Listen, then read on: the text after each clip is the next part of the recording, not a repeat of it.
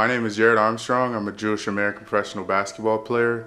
I've been playing in Israel for 3 years, and this season I'm playing for Uslar Ironi Ashkelon in the south of Israel. October 7th has been devastating not only for me, but for my peers and associates all around the world.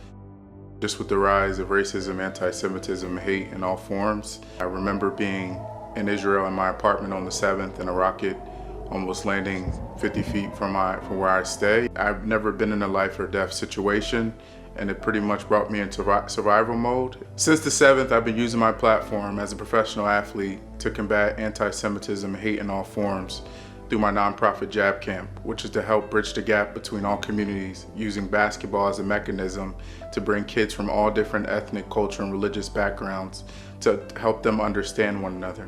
I believe using basketball is a perfect way to not only combat anti-Semitism, racism, and hate, but to teach kids and build a foundation on how to understand one another and how to create peace. My message to the world is that we need to all not be silent, that we need to stand together and combat all hate in all forms, not just anti-Semitism. You know, since October 7th, personally, my life and the Jewish community have been suffering. And the propaganda that you see online is not true. That does not represent the state of Israel. This does not represent the Jewish community. With the rise of anti-Semitism being over 400%, you know, how do we go forward? How do we change the narrative and create peace amongst each other? You can love easier than hate someone, and I believe we should start supporting each other.